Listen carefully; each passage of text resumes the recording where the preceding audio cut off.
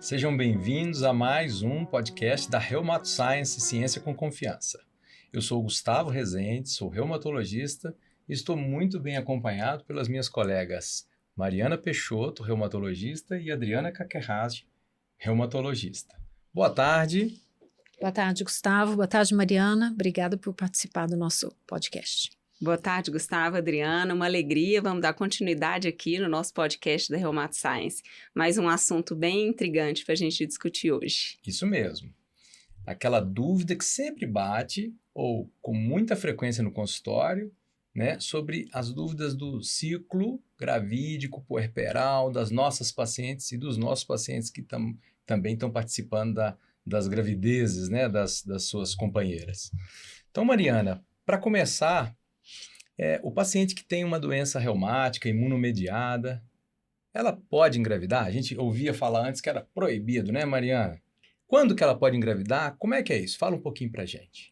Exatamente, Gustavo. Acho importante a gente quebrar esse tabu inicialmente. Porque antigamente, quando a paciente era diagnosticada com uma doença autoimune, ela era proibida de engravidar. Olha, ela pensava, minha vida acabou, não posso ter família, não posso ter filhos, porque eu não vou poder mais engravidar. Isso não é mais assim. A ciência evoluiu bastante, as nossas pacientes podem engravidar, as pacientes com doenças reumáticas não têm um prejuízo de fertilidade de uma forma geral, mas o que a gente precisa preocupar prioritariamente? A doença deve estar bem controlada.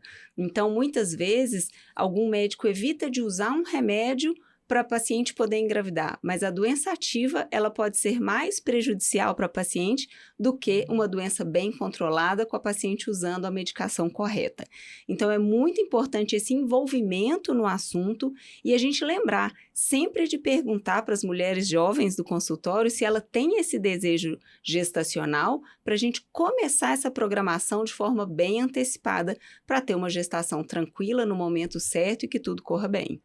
Nós precisamos ser proativos, né, Mariana? E procurar esse interesse mesmo antes que ele venha da paciente, não é isso? Exatamente, porque temos que pensar, primeiro, a idade da paciente. Muitas vezes a paciente deixa para avisar que quer engravidar já num limite de idade, e aí não é porque é uma paciente com doença autoimune ou não, mas deixa para avisar lá perto dos 40, eu queria muito ter um filho. Já estamos atrasados nesse planejamento. Então, precisamos preocupar com isso. Quando formos iniciar algum medicamento, se for um medicamento proibido, um medicamento teratogênico, isso tem que ser discutido. Então, mais importante é essa programação dessa paciente para o momento ideal, dependendo da medicação que a gente for usar e da doença que essa paciente tiver também. Eu acho que isso faz parte aí de um planejamento familiar, né, Mariana? E entre outros, como a idade, né, o desejo da paciente, que outros fatores a gente deve considerar? E até colocando já, né, nesse tema a questão do companheiro.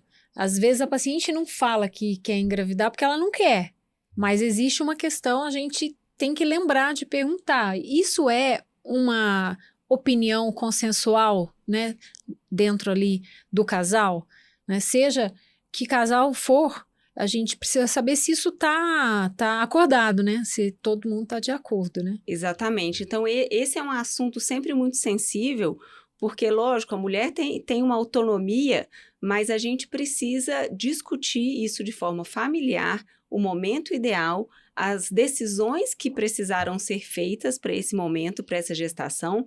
E temos que lembrar também, a gente vai discutir aqui ao longo da nossa conversa, quando é o homem que é o nosso paciente, né? Então, a gente vai discutir porque a gente só fala de mulher, né? Parece que na Reumato só tem pacientes mulheres, e não é. Então, a gente também vai discutir quando o homem for o paciente, o que a gente precisa fazer. E dentro das mulheres, a gente realmente vai ter que definir esse momento, o momento de maior fertilidade da paciente, qual cuidado a gente vai ter com essa paciente, de acordo com a doença que essa paciente tem também, as atitudes que a gente vai ter que decidir.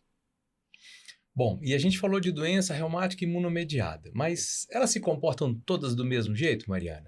Não se comportam. Como é que é isso? Fala pra gente. Isso é interessante, porque dos grandes grupos, né, a gente pode dividir aqui principalmente em lúpus e artrite reumatoide e espôndilo.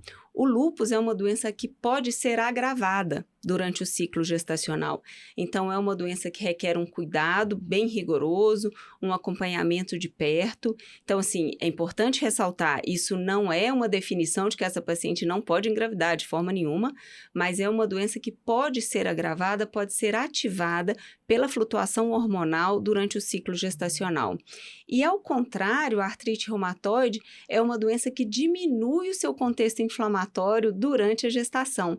Então, habitualmente, as pacientes apresentam uma melhora sintomática, que não é uma melhora completa, naturalmente, mas é uma doença mais fácil de ser controlada durante o ciclo gestacional.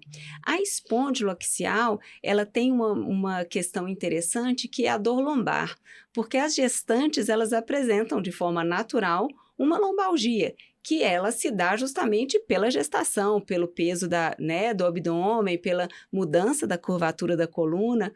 Então, muitas vezes, o acompanhamento da espondilo ele é dificultado porque a paciente não consegue discernir se essa dor é uma atividade de doença ou se essa dor é da gestação. É a sobrecarga mecânica ali, causada pelo aumento uterino e o peso todo que aquela pelve começou a carregar. Exatamente. E muitas vezes, se essa paciente decidiu interromper o tratamento durante essa gestação, aí que ela vai ter dúvida mesmo de qual dor é essa, né? O que eu estou sentindo? É atividade de doença ou é uma sobrecarga mecânica?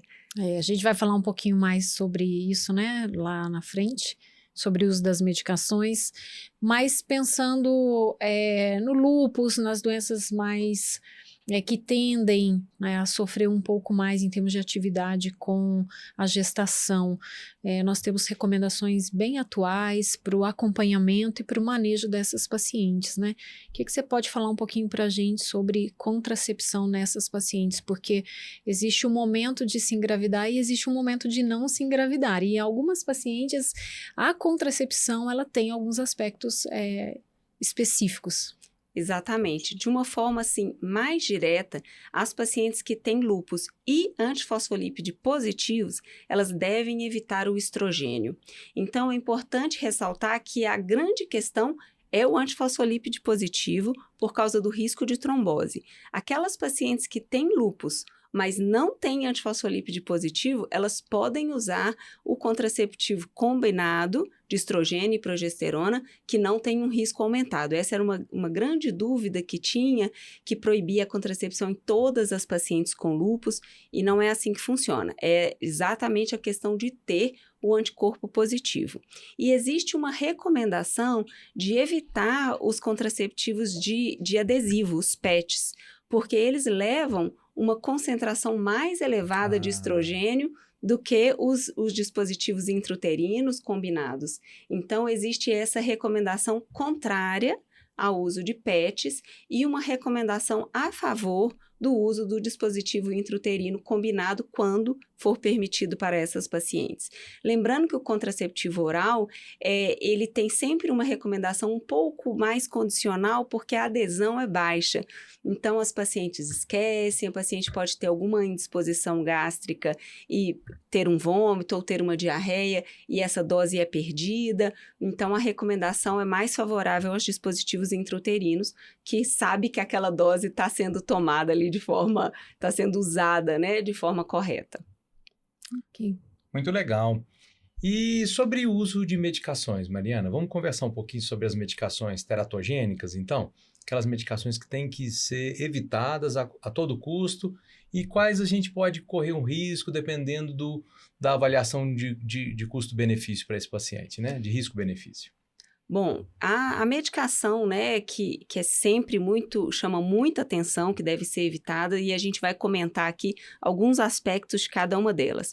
Metrexato é uma medicação sabidamente teratogênica, mas cada vez mais vem uma recomendação mais leve em relação ao metrexato. Não que possa ser usado, não pode ser usado, mas a recomendação é suspender 3 meses antes, esse prazo já foi maior, né? Bem maior do que isso.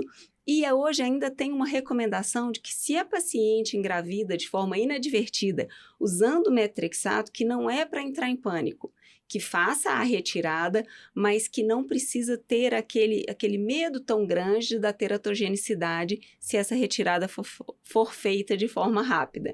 E é sempre um susto, né? Porque a paciente liga para a gente e fala assim, doutora, tem uma novidade. Muitas vezes. Dá vontade da gente bloquear o contato e sumir, né? Apagar a conversa. Apagar a conversa, mas não é isso que a gente faz, a gente precisa cuidar dessa paciente.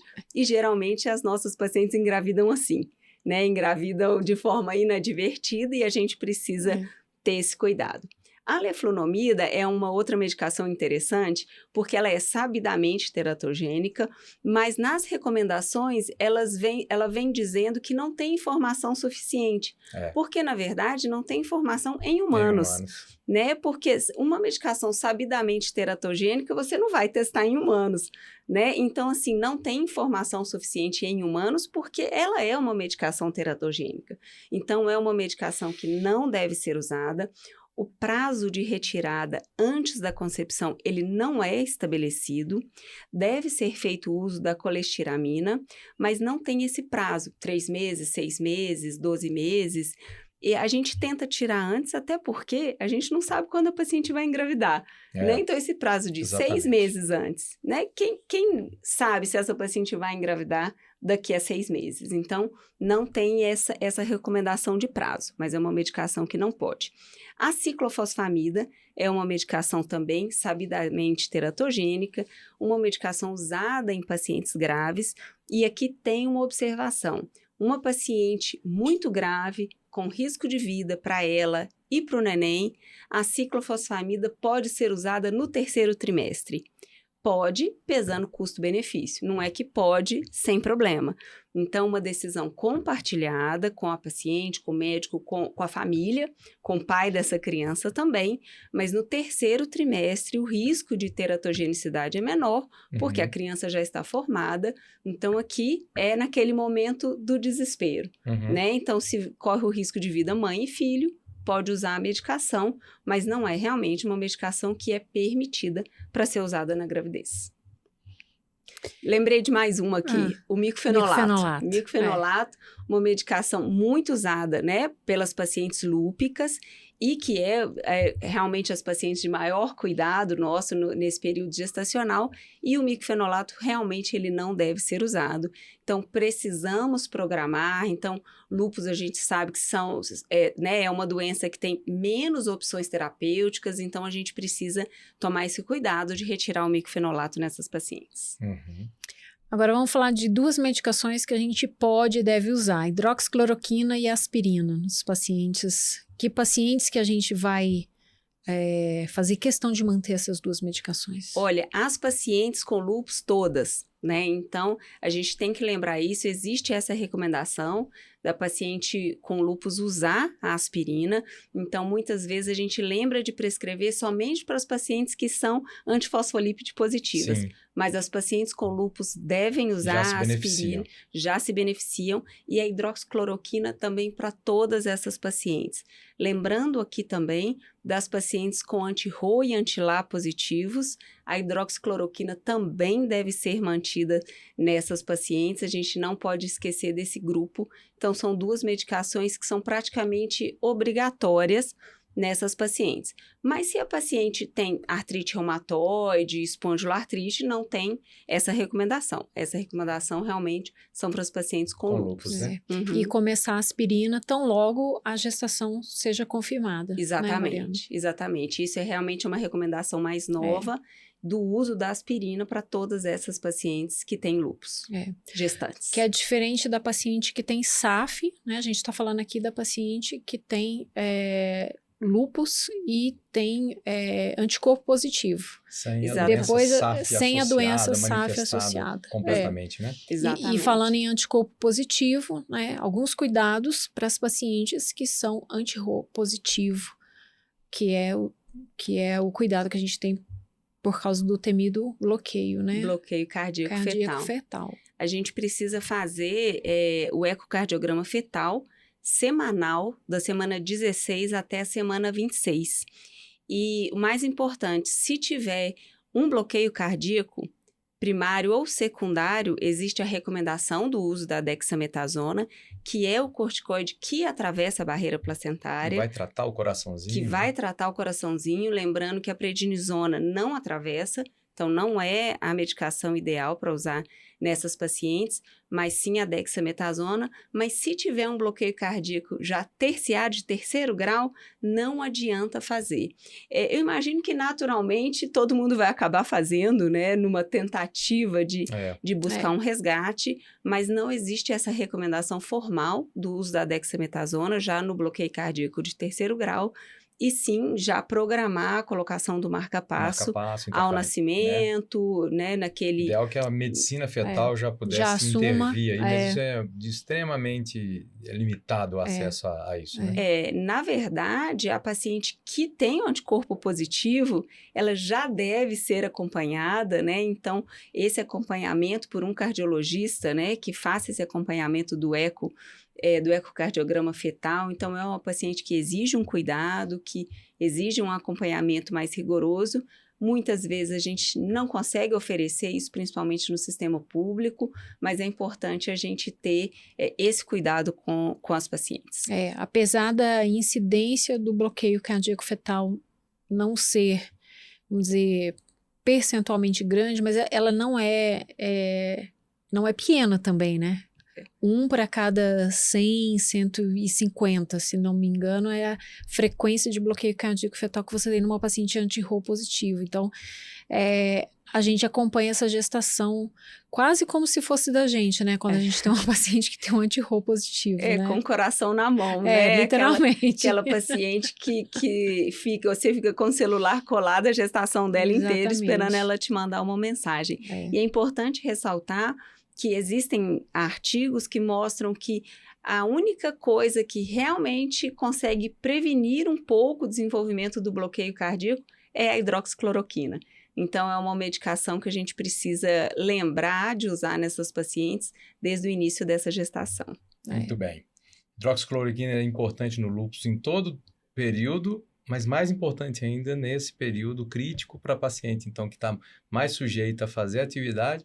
E essa paciente que é Rho positivo, ainda com essa vantagem de poder reduzir um pouco o risco dessa complicação, então. Exatamente. Você falou, então, de medicamentos proibidos nas artrites inflamatórias. Metotrexato, leflunomida. Esse paciente ou essa paciente que está tratando pulmão ou rim, evitar, quando possível, né? Micofenolato e ciclofosfamida. Mas e os outros imunossupressores sintéticos? Mariana, estou falando de azatioprina, ciclosporina, tacrolimus, ou drogas que não são imunossupressoras, mas que a gente usa na artrite também, sulfasalazina, a colchicina, paciente que tem gota, pode manter essa profilaxia com a colchicina, ou se usa por outro motivo, está tratando de serosite com colchicina, por exemplo, pode manter o seu uso durante a gravidez? Sim, nós podemos usar essas medicações nessas pacientes. Então, a azatioprina é um alento para a gente, né? Porque é uma medicação permitida e a gente usa bastante nas pacientes com lúpus. Então, é uma medicação que deve ser usada. Ciclosporina, apesar de ter muita orientação, o cuidado renal e o cuidado pressórico, então deve ser acompanhado bem mais de perto, mas é uma medicação permitida na gestação. Então, também é uma possibilidade para a gente, quando a paciente tem a indicação, né, ideal para ciclosporina, a gente olha de pertinho, mas pode usar. Uma introdução nova é da imunoglobulina. Ela era tida como não recomendada, poucos dados, mas no último guideline britânico, ela já veio incluída nas medicações que podem ser utilizadas durante a gestação. Então, é uma atualização que entra nesse grupo aí dos que pode.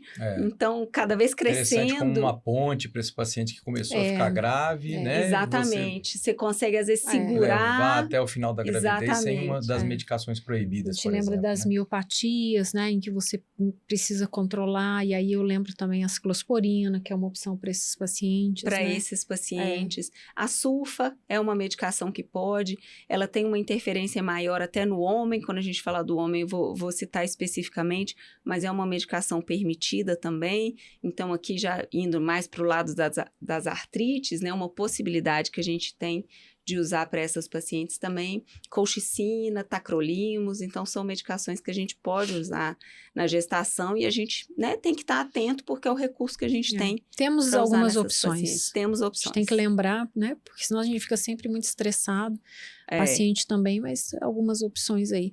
E algumas medicações de uso, vamos dizer assim, condicional, né? Isso. Em determinados momentos, em determinadas situações. Acho que anti-inflamatório é um dos principais deles. Exatamente. O anti-inflamatório não esteroidal, ele não deve ser usado no primeiro e segundo trimestre da gestação, justamente pelo risco de fechamento precoce do ducto arterioso.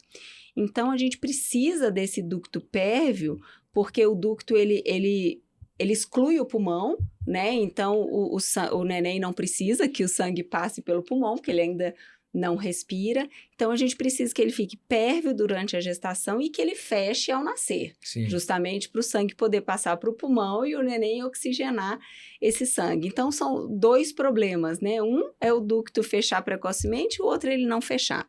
E o anti-inflamatório usado muito cedo na gestação pode acelerar esse fechamento. Então, esse é um uso condicional. Não significa que se a paciente usar 1, 2 dias de anti-inflamatório que isso vai acontecer, mas a gente precisa tomar esse cuidado. Uma outra medicação condicional é a própria prednisona, que o corticoide, que sendo menos do que 20 miligramas ao dia, ele é considerado uma droga permitida. Lógico, temos que lembrar os efeitos colaterais do corticoide, então, nessa mãe, de aumento glicêmico, mas o corticoide em doses altas pode acarretar risco para o desenvolvimento fetal, então a gente precisa tomar esse cuidado. Então, a medicação condicional, ela está baseada em 20 miligramas, basicamente, e a ciclofosfamida, que eu citei, que é uma medicação tida como proibida, mas num caso muito grave de risco iminente de morte, ela é permitida de forma condicional no 3º trimestre de gestação. Muito interessante. Bom, e o que a gente tem sobre as medicações mais novas? Sobre os biológicos e sobre as pequenas moléculas? Dá para você fazer aí um resumo de qual que é a indicação, qual que é a segurança para os anti-TNFs, para os outros biológicos e também para as pequenas moléculas? Vamos sim, vamos dividir. Vamos começar com os anti-TNFs. Aqui a gente tem que deixar primeiro a nossa gratidão à gastro. Você falou justamente que as doenças enteropáticas são doenças difíceis de tratar e muito conhecimento que a gente tem do anti-TNF para a reumatologia a gente adquiriu inicialmente dos estudos de gastro. Então, essas pacientes, elas precisavam manter o tratamento, porque são doenças mais graves que não pode interromper, e assim a gente foi tendo conhecimento científico nesses casos. Basicamente, dados de vida real, né? Dados de vida real. Trouxeram essa resposta pra gente. Que trouxeram essa resposta pra gente. E então, anti-TNF são as medicações atualmente as mais permitidas de todas. Porque tem mais dados também? Exatamente. São dados de vida real que trouxeram esse conhecimento pra gente sobre os anti-TNFs. Então, basicamente, a gente tem todas as imunoglobulinas, elas não apresentam uma passagem placentária até a metade da gestação. Sim. Então, a criança não recebe essa imunoglobulina materna porque ela não tem uma exposição do receptor FcRn na placenta. A partir da metade da gestação, ocorre essa apresentação, essa exposição desses receptores, e essa passagem ela vai sendo aumentada para esse feto, a ponto de que, quando a criança nasce, ela tem uma concentração de imunoglobulina materna superior à própria mãe. Ah, é? Como as medicações são imunoglobulinas, então essa criança ela nasce com uma concentração do medicamento que a mãe estiver usando, Sim. até maior do que da mãe. Sim. Então, dois pontos importantes para a gente diferenciar aqui. Primeiro, a medicação, os medicamentos anti-TNFs, eles não são teratogênicos, tá? Então, ele não apresenta um risco de má formação e nem de perda gestacional nessas crianças. Sim. Esse é o primeiro ponto. Legal. Mas o segundo ponto é que a criança nasce com uma concentração elevada dessa pouco tratada, medicação. né? Ou muito tratada. Ou muito tratada, né? Dependendo do quanto que ela usou e até que E idade gestacional e ela usou, até né? que momento ela usou. Então, toda a divisão que nós temos hoje de recomendação de uso dos anti-TNFs, ela se dá por causa disso, dessa passagem placentária, e não por ser teratogênico ou por provocar uma perda fetal. Sim. Então, começando do que não passa para os outros, né? Então, a medicação, o certolizumab pegol, é uma medicação que não apresenta a fração FC, então ela não faz a ligação nesse receptor e ela não passa para esse feto, para essa criança. Então, é uma medicação que ela pode ser usada durante toda a gestação e a criança nasce com uma concentração mínima ou indetectável da medicação. Sim. O segundo melhor seria o etanercept, não é que é melhor ou pior, tá? Em relação à passagem placentária. O segundo que menos passa, digamos assim, é o etanercept. Então, o seu uso, ele é permitido até 32 semanas, em que tem uma baixíssima passagem para o feto. Em terceiro lugar, nós temos duas medicações, que é o golimumab e o adalimumab. Então, elas devem ser interrompidas o uso em 22 semanas. Então, 20 a 22 semanas deve ter esse uso interrompido por causa justamente da metade da gestação, em que aumenta essa passagem placentária e aumenta a concentração no feto. E o que tem uma maior afinidade, uma maior passagem, o infliximab, que é um medicamento que faz a ligação no FcRn e também a recomendação é interromper com 20 semanas o uso dessa medicação. Essa recomendação de interromper seria para preservar o calendário vacinal da criança. Então, a recomendação é para isso, para preservar o calendário vacinal da criança. Se precisar de usar, né? Se o paciente não permitir, a condição do paciente de atividade e doença não permitir a retirada nessas épocas que você comentou para cada droga, o que a gente faz? Pode continuar usando, lembrando que uma paciente bem controlada é muito importante, uma paciente ativa tem um risco maior tanto para a mãe quanto para a criança de prejuízo dessa gestação. Então, se a doença da paciente não permitir essa retirada, podemos continuar usando, mas não podemos vacinar essas crianças com vacinas vivas. Sim. E aqui eu preciso deixar uma recomendação, uma observação em relação à recomendação do guideline britânico, que saiu em 2022 e é o último guideline que nós temos. Eles relatam que esses prazos que eu citei aqui, a criança pode manter o calendário vacinal preservado. Acontece que eles não fazem a vacina BCG, né? A primeira vacina deles é o rotavírus, com 8 semanas de vida na criança, e eles têm essa liberação de fazer o rotavírus se essas medicações forem interrompidas nesses prazos citados. No Brasil, não tem essa recomendação autorizando essa liberação do calendário vacinal. Lembrando que a gente faz a BCG ainda intra-hospitalar, então é uma coisa que precisa ser muito bem esclarecida para essa mãe, porque muitas vezes a criança chega vacinada com a BCG sem a mãe, às vezes, nem tá sabendo o que está acontecendo ainda. Então, a gente precisa tomar esse cuidado que não existe essa recomendação de liberação no Brasil. No Brasil, ainda há uma recomendação de aguardar 6 meses de atrasar vida. o início dessas vacinas vivas, então. Exatamente. Atrasar 6 meses esse início do calendário vacinal de vacinas vivas. Se por qualquer motivo o tratamento foi estendido até o final da gravidez, precisa ter uma comunicação muito eficaz aí com toda a equipe que está assistindo a essa paciente, né? Exatamente. Então, esse eu acho que é o ponto que mais chama atenção. Mesmo para o certolizumab pegol, não existe essa recomendação formal de liberação do cartão vacinal. Então, é muito importante a gente saber que existem dados científicos, mas existem regulamentações nacionais que precisam ser seguidas, né? Para a gente não atropelar as recomendações oficiais. Aplicar uma coisa de um outro país aqui. Exatamente. Sendo a nossa realidade um pouco diferente, né? E conversar com o obstetra, Com o pediatra. E com o pediatra. E com o pediatra. Né? Já ter isso, né? Sim.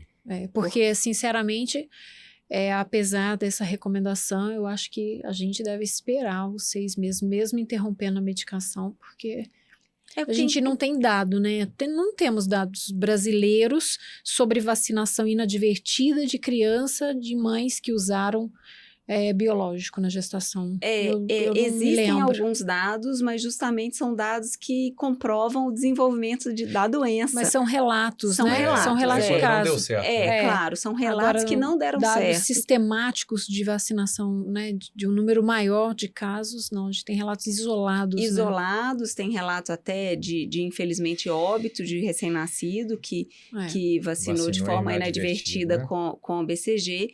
Então, mas eram pacientes usando infliximab, se não me engano. Então, assim, mas a gente, enquanto não tem uma recomendação oficial, a gente não vai fazer. Retomando agora os outros biológicos, né, Gustavo? Sim. Eu parti a resposta, porque a resposta a gente tem muito mais dado com anti-TNF, mas a gente tem uma grande quantidade de mulheres usando outros biológicos para diversas indicações. O que a gente já tem de dados quanto a eles, Mariana? Pois nada, assim, praticamente nada, ou muito pouco, né? Então, o que acontece? A recomendação realmente é não utilizar todos os outros biológicos, a não ser que a paciente tenha necessidade extrema do uso. Então, assim, não é que é uma medicação teratogênica, como é o caso do micfenolato, da leflunomida, em que você precisa de forma absoluta suspender essa medicação. Não tem essa recomendação.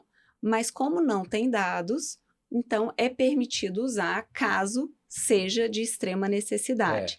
Né? Mas aí sim, com certeza absoluta, iremos adiar o calendário vacinal dessas crianças. Pelo mesmo motivo, né?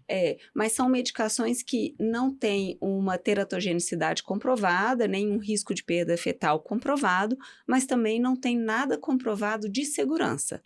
Sim. Então, a recomendação é não usar, a não ser que seja extremamente rigoroso.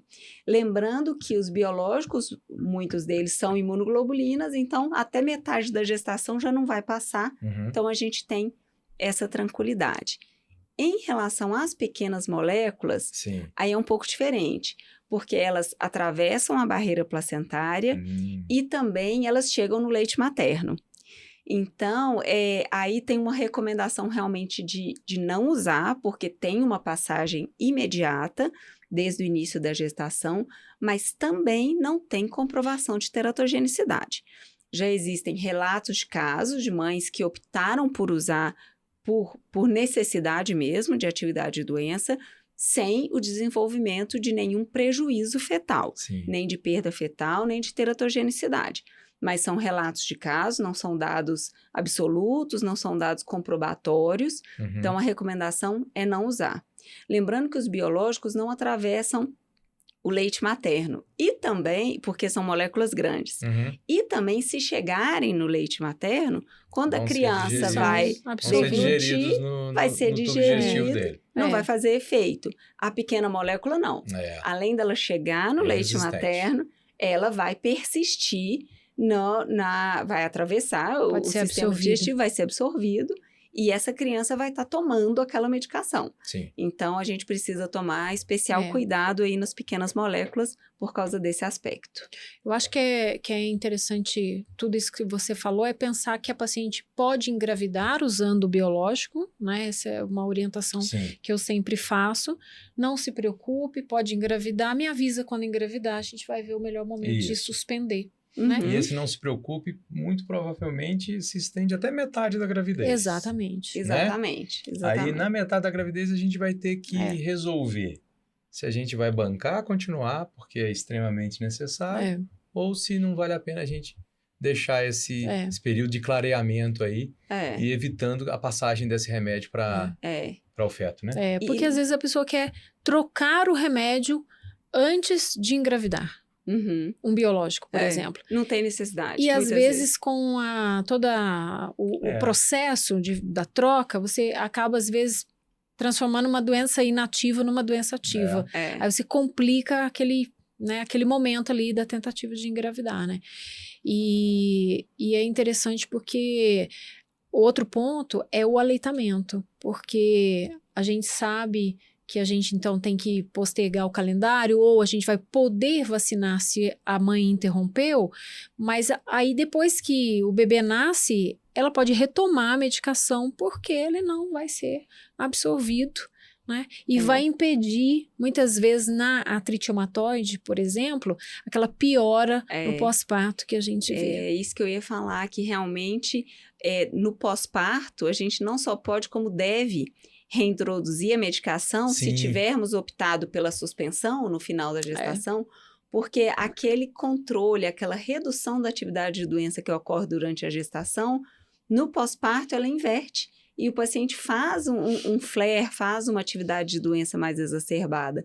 Então, a gente precisa de um retorno quase que imediato, o quanto antes melhor, do controle da doença dessa paciente, para que ela tenha um pós-parto tranquilo, lembrando que o bebê está protegido, que o biológico não vai passar no leite. Exatamente. E se passar esse bebê não vai fazer ter efeito nele nenhum. Não vai fazer efeito nele.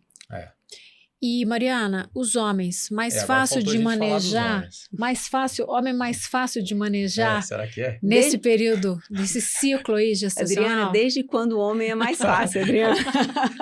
Mas nesse caso só nesse caso, viu, Gustavo, que o homem é mais fácil. Você está falando.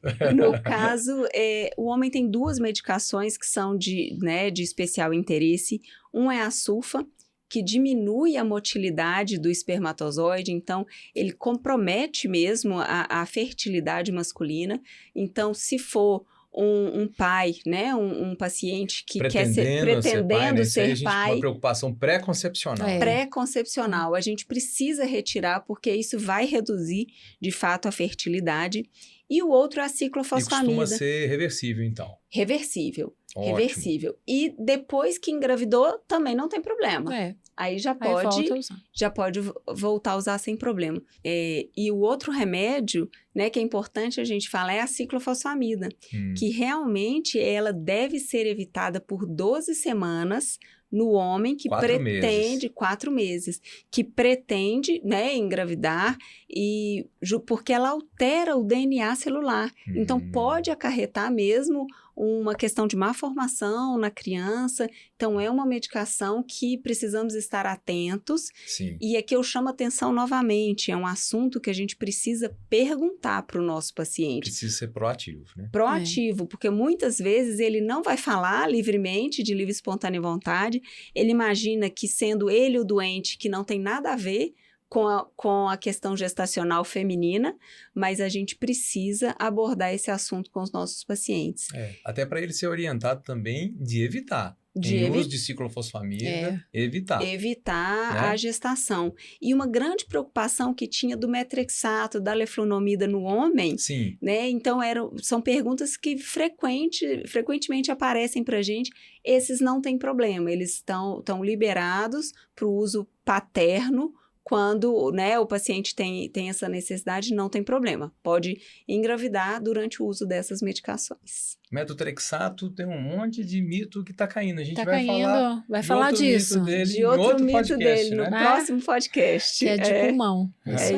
Isso mesmo. Muito bem. Mariana, para acabar, para a gente fechar, né, essa nossa conversa, amamentação. A amamentação é muito importante a gente estimular a amamentação. É um medo muito frequente em todas as mulheres gestantes que têm doenças autoimunes de passar a doença para o filho ou de passar um problema para o filho. Isso toda mulher tem esse medo, né? Nasce a mãe, nasce a culpa, né, Adriana? A gente que é mãe, a gente sabe disso. Então, a gente precisa tomar esse cuidado de orientar adequadamente as nossas pacientes, explicando, sim, o possível risco hereditário das doenças, mas sem sobrecarregar uma culpa em cima dessas mães, e que o aleitamento ele deve ser estimulado. O aleitamento é uma medida de saúde já estabelecida mundialmente, né, de aumento de qualidade de saúde e redução de mortalidade infantil. Então, a gente deve estimular isso nas pacientes, até para a criação desse vínculo afetivo da mãe com a criança. Muitas vezes a gestação é um período tenso quando a mãe tem alguma doença, então às vezes ela não curte tanto porque ela está muito preocupada pelo risco da sua própria doença. Então, estimular esse vínculo materno-infantil é muito importante e o aleitamento é muito necessário nesse momento. Uhum. Então, com os devidos cuidados, as medicações adequadas, a gente deve estimular esse momento para essa mãe, nessas pacientes. E a gente tem a maior parte das medicações são permitidas, né? A gente falou aqui, lembrou bem dos inibidores da JAK, as pequenas moléculas, mas os biológicos a gente pode permitir a amamentação. E uma orientação prática que eu dou para os meus pacientes é sempre amamentar e tomar a prednisona. Depois, porque aí vai ficar longe da próxima. O nível vai cérebro, ficar vai longe, ficar o nível mais cérebro vai longe ficar da formação do próximo leite. mas vai ter uma quando menor é possível, passagem. 4 horas de diferença, né, entre a tomada da prednisona, principalmente em dose acima de 20. Isso. Né? Mas eu acho que é uma orientação que as deixam bem mais tranquilas para retomar o tratamento, né? Isso. Não precisa. Muito Exatamente. bem. Muito obrigado, Mariana. Muito obrigado, Adriana. Aprendi muito com vocês hoje. E espero que vocês tenham gostado também. Continue seguindo a gente nas nossas redes para mais ciência com confiança.